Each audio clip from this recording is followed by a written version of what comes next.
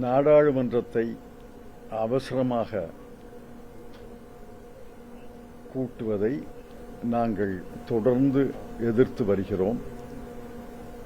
அதனுடைய குட்டு வெளிப்பட்டு விட்டது. நாடாளுமன்றம் நாளை கூடுகிறதென்றால் இன்று வரைவு சட்ட மசோதாவினுடைய பிரிவுகள் எல்லாம் பத்திரிகைகளில் வெளிவந்திருக்கின்றன.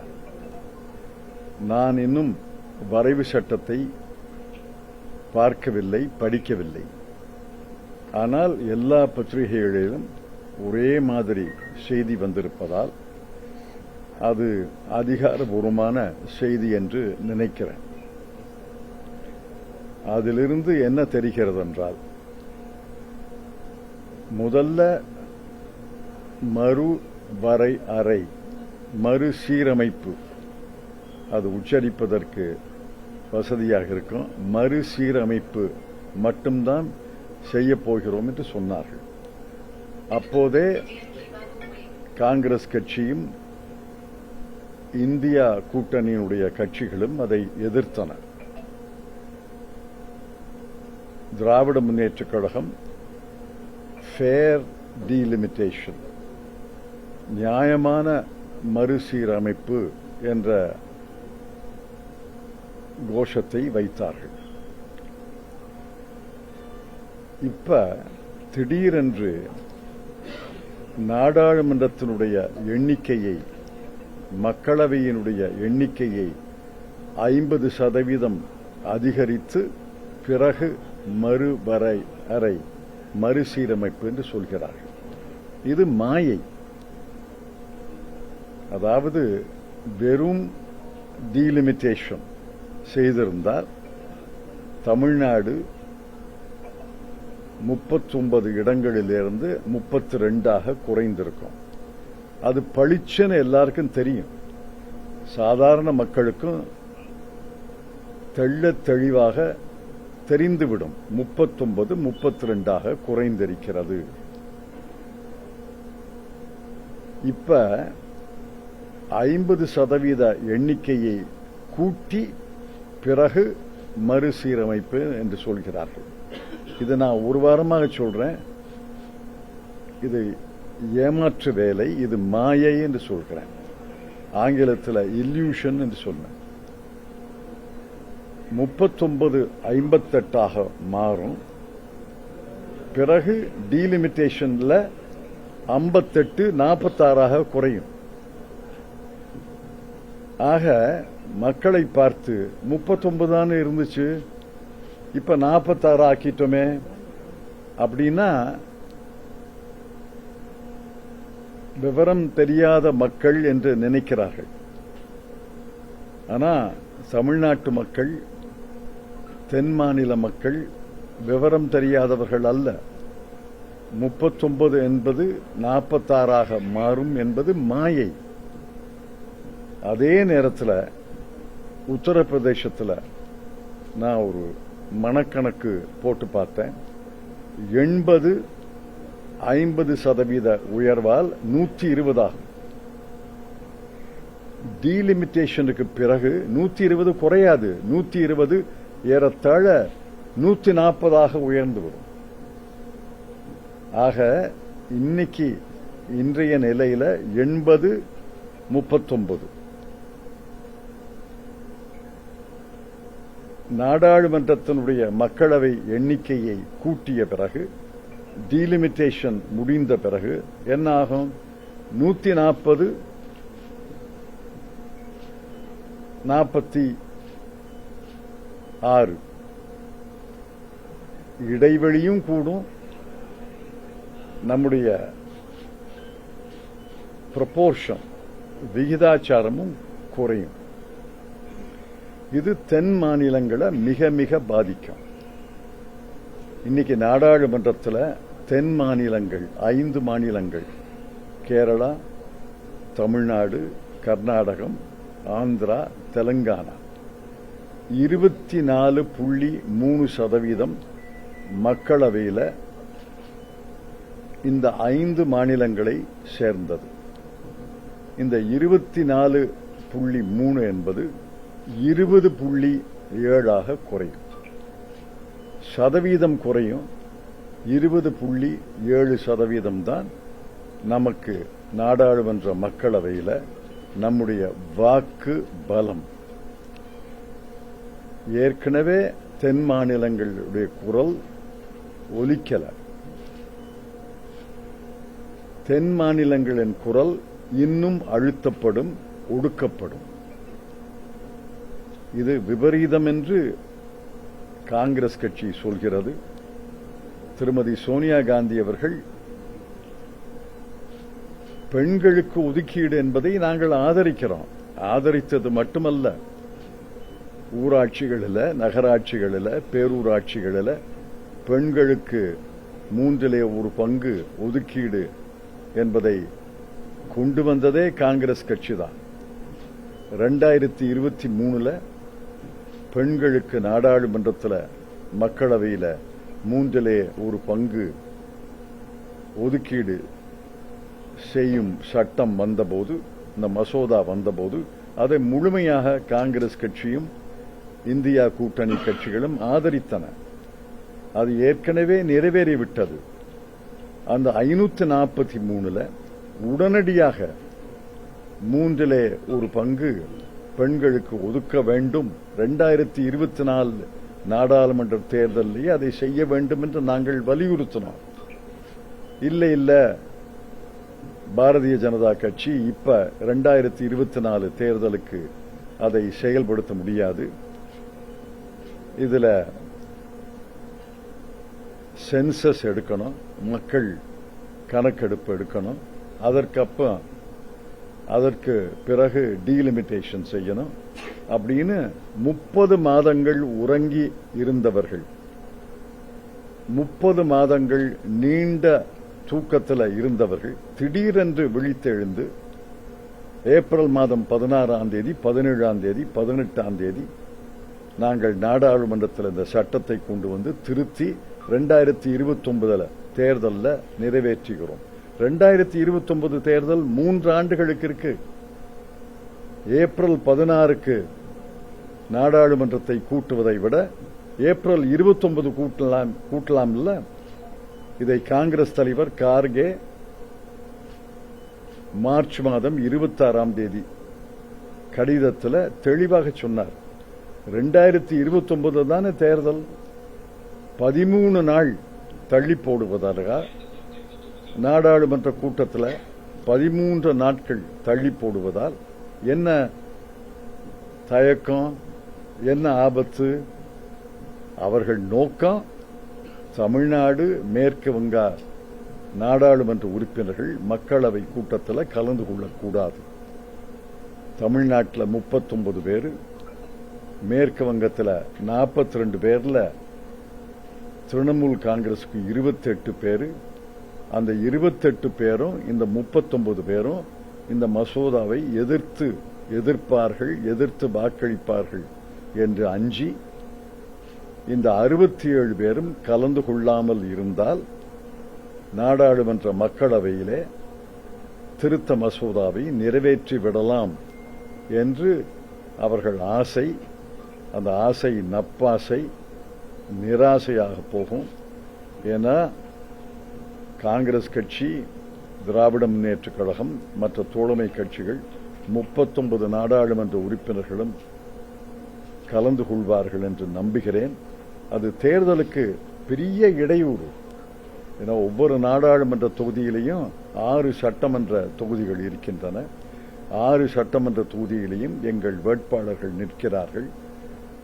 கடைசி 5 நாள் தான் தேர்தல் பிரச்சாரம், தேர்தல் வேலைகள் தீவிரமாக நடக்கும். அந்த 5 நாள்ல வேலைகளை முடக்குவதற்காக, பிரச்சாரத்தை முடக்குவதற்காக இங்க நாடாளுமன்றத்தை கூட்டுறாங்க. அதே மாதிரி திரிணாமுல் காங்கிரஸ்ல மேற்கு வங்கத்தில் 28 நாடாளுமன்ற உறுப்பினர்கள் தேர்தல் பணியிலே ஈடுபட்டிருக்கிறார்கள். ஏப்ரல் 23, 29 அங்க தேர்தல் நடக்கிறது. அவர்களும் தேர்தல் வேலைகளை ஒதுக்கி வைத்துவிட்டு டெல்லிக்கு வரணும். இதெல்லாம் திட்டமிட்ட சதி, அது ஒன்றும் சந்தேகமே கிடையாது. 67 உறுப்பினர்கள் கலந்து கொள்ள வாய்ப்பில்லாத ஒரு நாடாளுமன்றத்தை ஏன் அவசரமா கூட்டணும்? தலபோகிற அவசரம் என்ன? ஏப்ரல் 16க்கும் ஏப்ரல் 29க்கும் இடையில 13 நாட்கள் தானே இருக்கின்றன. அதுக்கெல்லாம் பதிலே கிடையாது.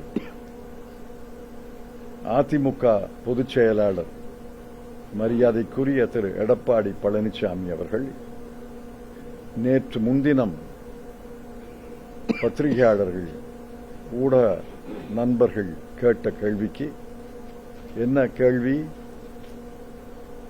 நாடாளுமன்றத்தில் அரசியல் சாசன திருத்தம் மசோதா கொண்டு வர போறாங்களே, இதுல தமிழ்நாட்டுக்கு பாதிப்பு ஏற்படுமா என்று கேட்டார். ஒரு கட்சியின் தலைவர் பாதகம் ஏற்படும் அல்லது பாதகம் ஏற்படாது, அப்படித்தானே பதில் சொல்லணும். நான் மசோதாவை பார்க்கவில்லை, பார்த்த பிறகு சொல்கிறேன். அப்படி சொல்லியிருந்தா கூட எனக்கு புரியும். எல்லாருக்கும் தெரியும், ஒன்றும் ரகசியம் இல்லை. 50% எண்ணிக்கையை கூட்டுவார்கள், பிறகு டீலிமிட்டேஷன் செய்வார்கள். அதில் பாதகம் என்று நாங்கள் ஒரு வாரமாக சொல்லி வருகிறோம். திரு மு.க. ஸ்டாலின் அவர்கள் சொல்லி வருகிறார். திருமதி சோனியா காந்தி அவர்கள் இந்து பத்திரிகையில் திங்கட்கிழமை கட்டுரை எழுதியிருக்கிறார். ஆனால் திரு எடப்பாடி பழனிசாமி அவர்கள் என்ன பதில் சொன்னாரு? அந்த பதில் தான் எனக்கு அதிர்ச்சியை தந்தது. பாதகம் வரும், பாதகம் வராது, நான் படிக்கல, அந்த பதிலெல்லாம் சொல்லல. என்ன சொன்னாரு? நான் உள்துறை அமைச்சர் திரு அமித்ஷா அவர்களை கேட்டேன், அவர் தமிழ்நாட்டுக்கு பாதகம் வராது என்று சொன்னார், ஆகவே பாதகம் வராது. இது என்ன பதில்? இது அதிமுகவுடைய பதிலா இல்ல திரு அமித்ஷாவுடைய பதிலா? திரு அமித்ஷாவுடைய பதில இவர் ரிலே பண்றதுக்கு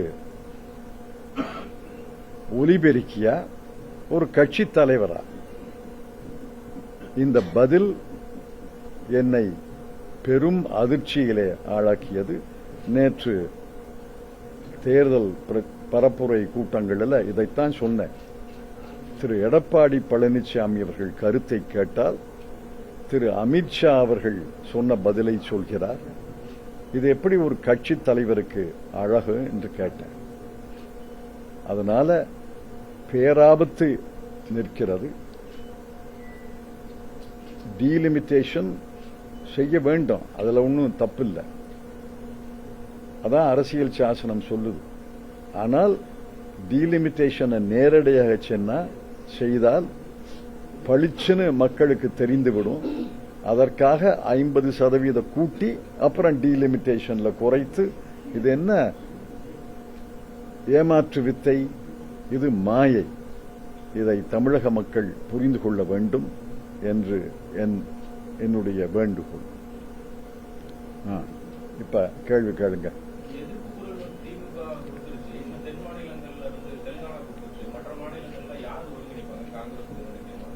இல்லையே, கேரளத்தில் காங்கிரசும் மார்க்சிஸ்ட் கம்யூனிஸ்ட் கட்சியும் எதிர்ப்பு குரல் கொடுத்திருக்கிறார்கள்.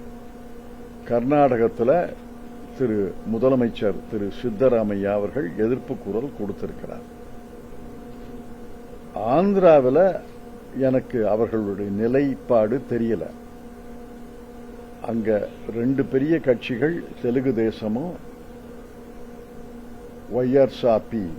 YRSCP ஜெகன் ரெட்டியுடைய கட்சியும், அவர்களும் கருத்து சொல்ல வேண்டும், கருத்து சொல்வார்கள் என்று நம்புகிறேன்.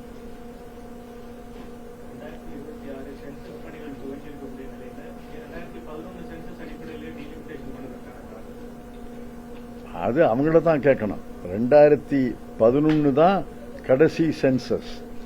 2021 சென்சஸை நடத்தாமல் போனது இதற்காகத்தான். 2021 என்ன பிரச்சனை? சென்சஸ் நடத்தி இருக்கலாம்ல. 10 ஆண்டுகளுக்கு ஒரு முறை சென்சஸை திட்டமிட்டு நடத்தாமல் இப்ப பழைய சென்சஸ் கணக்குப்படி நான் மறுசீரமைப்பு செல்கிறேன் என்றால் மக்கள் ஒன்றும் ஏமாளிகள் அல்ல. நான் சொன்ன கணக்கில் என்ன பிழைன்னு சொல்லணும். நான் சொன்ன கணக்கைத்தான் பல வல்லுநர்கள் சொல்லியிருக்கிறாங்க. இன்று இந்து பத்திரிகையில நீண்ட தலையங்கம், முழு பக்க தலையங்கம் எழுதியிருக்கிறாங்க. மற்ற பத்திரிகைகள் எல்லாம் தலையங்கம் எழுதும் என்று நம்புகிறேன். நீங்க நான் சொன்ன கணக்கில் என்ன பிழைன்னு அதிமுக திரு எடப்பாடி பழனிசாமி அவர்கள் சொல்ல வேண்டும். பிழை இல்லை என்றால் இதனால தமிழ்நாட்டுக்கு பாதகமா இல்லையா? இதனால தென் மாநிலங்களுக்கு பாதகமா இல்லையா? அந்த கேள்விக்கு நேரடியாக பதில் சொல்லணும்ல. நேரடியாக பதில் சொல்லாம திரு அமித்ஷா அவர்களை கேட்டேன், அவர் பாதகம் இல்லைங்கிறாரு, ஆகவே பாதகம் இல்லை. இது என்ன பதில்?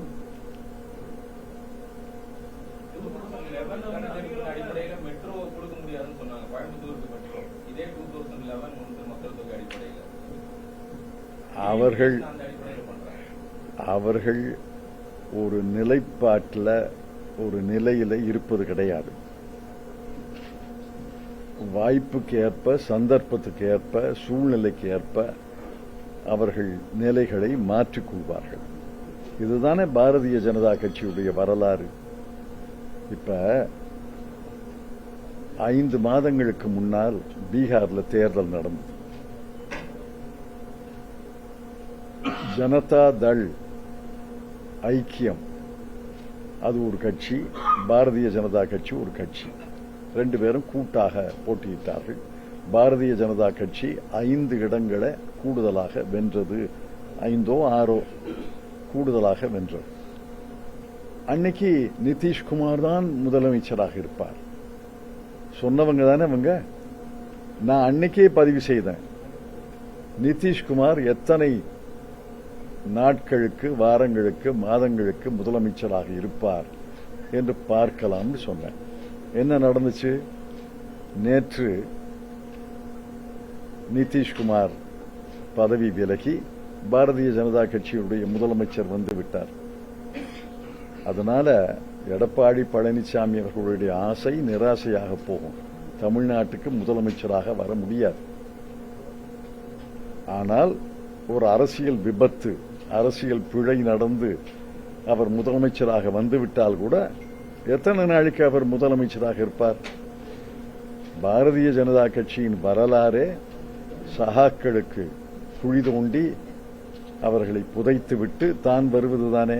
ஹரியானால நடந்தது, பஞ்சாப்ல நடந்தது, ஒரிசாவில் நடந்தது, இப்ப பீகார்ல நடக்கிறது. அதுதானே வரலாறு.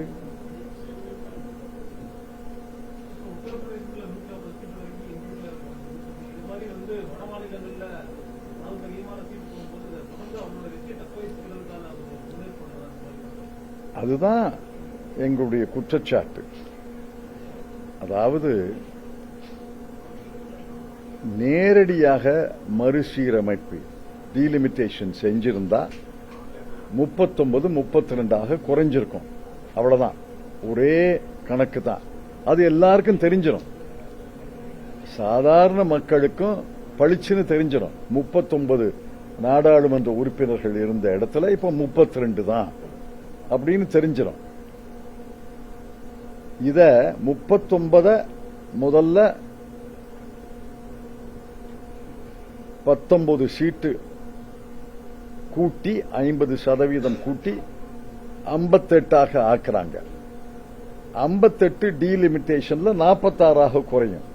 அப்ப என்ன திரு எடப்பாடி பழனிசாமியுடைய சூத்திரதாரிகள் என்ன சொல்வார்கள்? 39 தானே இருந்துச்சு, இப்ப 46 வந்துருச்சுல்ல, மகிழ்ச்சி அடைங்க, சந்தோஷம் அடைங்க, 39 கூட்டித்தானே கொடுத்திருக்கோம். அவ்வளவு ஏமாளிகளா தமிழர்கள்? அவ்வளவு ஏமாளிகளா தென் மாநிலத்து மக்கள்? அவர் அதெல்லாம் வேண்டாம். அதெல்லாம் நான் சொல்றது மாவட்ட தலைவரை கேளுங்க, அவர் தனியா பேட்டி. நான் பொது பிரச்சனை, முக்கியமான பிரச்சனையை சொல்கிறேன். நீங்க கட்சிக்குள்ள இருக்கிற சில நெருடர்களை கேட்கறீங்க, அவரை மாவட்ட தலைவரை கேளுங்க.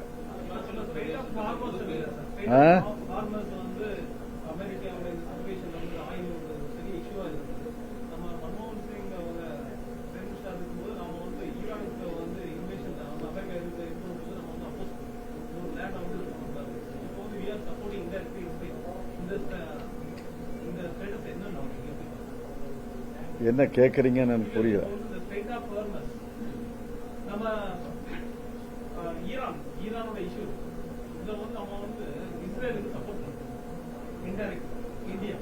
அவர் பாரதிய ஜனதா கட்சி டைரக்டாவே ஓபனாகவே இஸ்ரேலுக்கு ஆதரவு.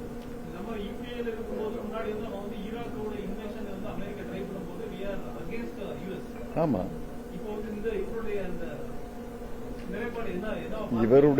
இவருடைய நண்பர்கள் ஜனாதிபதி ட்ரம்ப் தான் இவருடைய நண்பர்கள். இஸ்ரேல் தலைவர் நேத்தன்யாகு இவருடைய நண்பர். அவர்கள் இஸ்ரேலு ஒரு பள்ளிக்கூடத்தில் குண்டு போட்டு 168 குழந்தைகள் 6 ஆசிரியர்களை கொன்னுச்சு. இஸ்ரேலும் அமெரிக்காவும். எந்த குண்டுன்னு எனக்கு தெரியாது, 2 பேரும் சேர்ந்துதான். அதை கண்டனம் கூட தெரிவிக்கலையே இந்திய அரசு, கண்டனம் கூட தெரிவிக்கல.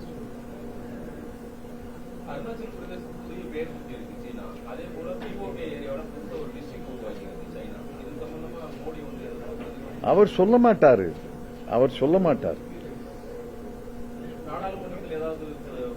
நாடாளுமன்றத்தில் விவாதமே நடக்கலையே. மேற்கு ஆசியா போரை பற்றி விவாதம் நடக்கணும். அந்த விவாதத்தில் பல பிரச்சனைகள் எழும். பெட்ரோல் விலை கூடுவது, டீசல் விலை கூடுவது, எல்பிசி கேஸ் சிலிண்டர் விலை கூடுவது, கச்சா எண்ணெய் விலை கூடுவது, இறக்குமதி தடைப்படுவது, ஏற்றுமதி தடைப்படுவது, இதெல்லாம் பேசணும்னு கேட்டோம். அது பேசப்படாது.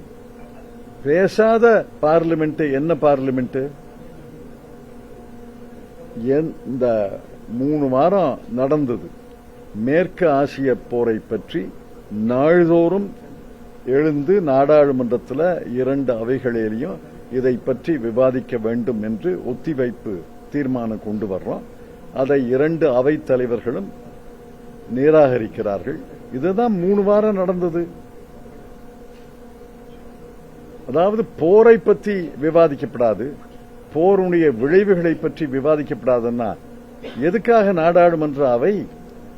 எதை பற்றி பேசுவதற்காக? இப்ப நேற்றோ முந்தானோ பழைய ரிசர்வ் பேங்க் கவர்னர் அவர்கள் டாக்டர் ரங்கராஜன் அவர்கள் ஒரு கட்டுரை எழுதியிருக்கார். இந்த மேற்கு ஆசியா போரினால் இந்திய பொருளாதாரம் எந்த வகையிலே பாதிக்கப்படுகிறது 7 காரணங்களை சொல்லியிருக்கிறார். நான் 7 காரணங்களை இப்ப சொல்ல முடியும், அது தேவையில்லை. 7 காரணங்களை சொல்லியிருக்கிறார். ஏற்றுமதி, இறக்குமதி, விலைவாசி உயர்வு, நடப்பு கணக்கு, நிதி பற்றாக்குறை, என்ன 7 காரணங்களை சொல்லியிருக்கிறார். 7 காரணங்களையும் நாடாளுமன்றத்தில் விவாதம் நடந்தா தானே பேச முடியும். எப்படி பேசுறது? ஊரா போய் மீட்டிங் போட்டா பேச முடியும்?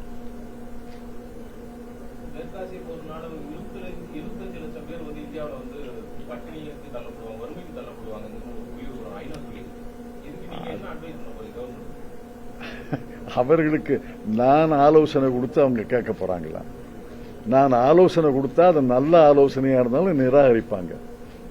அதனால நான் ஆலோசனை, நீங்க விவாதம் நடக்கட்டும், அனைத்து கட்சிகளும் ஆலோசனை கொடுக்கட்டும், அப்புறம் பதில் சொல்லட்டும். நான் என்னை ஆலோசனை சொல்லக்கூடிய அளவுக்கு எனக்கு தகுதி இருப்பதாக நான் நினைக்கல. ஆனால் எல்லா கட்சிகளுடைய பிரதிநிதிகளும் உறுப்பினர்களும் எழுந்து பேசினா அது ஆலோசனை.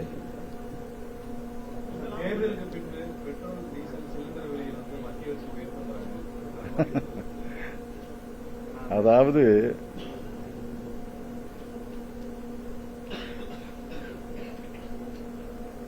தினச்சித்தம் தினப்பித்தம் அப்படின்னு தமிழ்நாட்டில் ஒரு பழமொழி இருக்கு.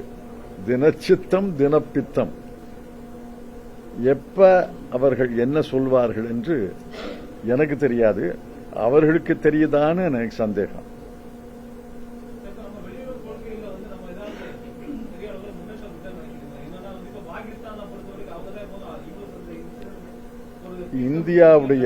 இந்தியாவுடைய முன்னாள் தூதர்கள், குறிப்பாக ஷியாம் சரண், சிவசங்கர் மேனன், பல முன்னாள் தூதர்கள், முன்னாள் வெளியுறவு செயலாளர்கள், ஒரு 7-8 பேரை என்னால சொல்ல முடியும். இந்தியாவுடைய வெளியுறவு கொள்கை சரிந்து விட்டது, குலைந்து விட்டது, சரிவு பாதையிலே செல்கிறது என்று பல கட்டுரைகள். அவங்க என்ன செய்ய முடியும்? கட்டுரை தான் எழுத முடியும். அவங்க பொதுக்கூட்டம் போட்டு பேச முடியாதுல்ல. அவர்கள் அரசு அதிகாரிகள், ஓய்வு பெற்ற அதிகாரிகள், உயர்ந்த நிலையில் இருந்தவங்க, ரொம்ப கெட்டிக்காரங்க. நான் மதிக்கத்தக்க தூதர்கள் ஷியாம் சரண், சிவசங்கர் மேனன் எல்லாரும் இந்தியாவுடைய வெளியுறவு கொள்கை நம்முடைய வழக்கமான பாதையிலிருந்து மிக விலகிச் செல்விட்டது. அதனால நமக்கு நண்பர்களே கிடையாது அப்படிங்கிற அளவுக்கு எழுதுறாங்க.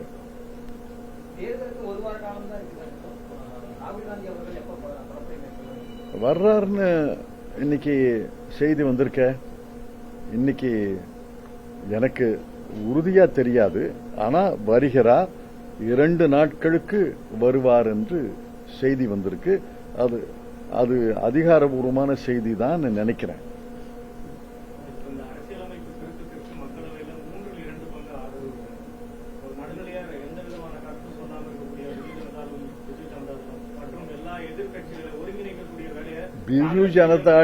பிஜு ஜனதா தளத்துக்கு லோக்சபால ஒரு உறுப்பினரோ பூஜ்ய உறுப்பினரோ தான். அவங்க இந்த விஷயத்தில் காங்கிரஸ் தான் தலைமை ஏற்கும். இன்று அனைத்து கட்சிகள், இந்தியா கூட்டணியினுடைய அனைத்து கட்சிகள் கூட்டம் திரு கார்கே அவர்கள் கூட்டியிருக்கிறார். காங்கிரசுக்கு 98 99 இருக்கு. திராவிட முன்னேற்ற கழகத்துக்கு 28 இருக்குன்னு நினைக்கிறேன். அப்புறம் சமாஜ்வாதி கட்சி, திரிணாமுல் காங்கிரஸுக்கெல்லாம் கணிசமான எண்ணிக்கை இருக்கு.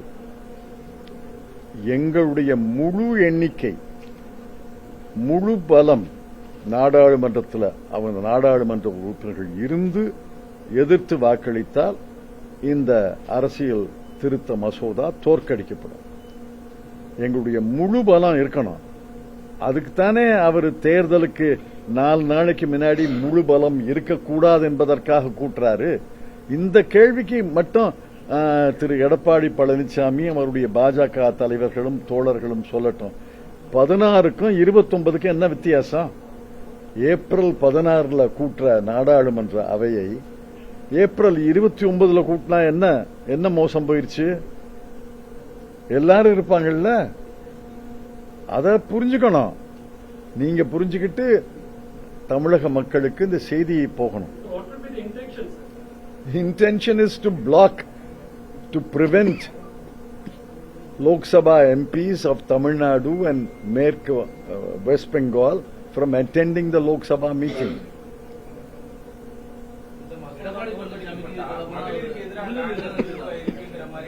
அது ஏற்கனவே அரசியல் சட்டத்தை திருத்தியாச்சு. அதுக்கு புது திருத்தம் தேவையில்லை. 3 ஒரு பங்கு என்று 2023 செப்டம்பர்லேயே அரசியல் சாசனத்தை திருத்தியாச்சு. 106வது திருத்த மசோதான்னு நினைக்கிறேன், திருத்தியாச்சு.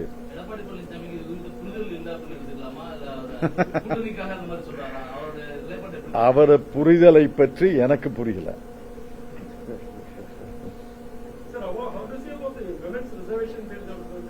Women's reservation has already been passed. That's what I'm telling you. In September 2023, near unanimously, 2 members alone voted against it. The entire India bloc voted in favor of the Constitution amendment. The amendment introduced Article 334A, பிரிவு 334A. அது ஏற்கனவே திருத்தப்பட்டது. It's already been done. There is no new amendment தேர்.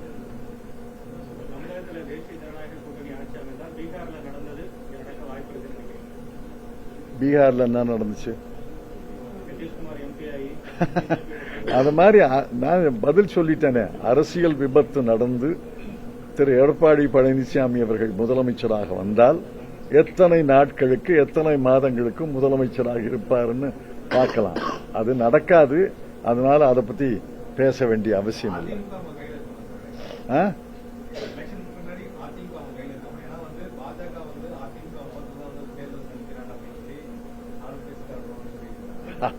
அதெல்லாம் அவரை கேளுங்க. அவர் என்ன பதில் சொல்வாரு? திரு அமித்ஷாவை கேட்டேன், அவர் சொல்லுவார். சரி, நன்றி. நான் பொறுத்தேன். இல்லையே, திராவிட முன்னேற்ற கழகம் தான் தலைமை கழகம் என்ன கேட்டுச்சு. தேர்தல் பரப்புரை செய்ய வேண்டும் என்று சொன்னார்கள். நீங்க ஏற்பாடு பண்ணுங்கன்னு. அவங்க தானே ஏற்பாடு பண்ணிருக்காங்க. அவங்க ஏற்பாடு பண்ணும்போது அவங்க தொகுதிகளில் ஏற்பாடு பண்ணிருக்கலாம் நினைக்கிறேன்.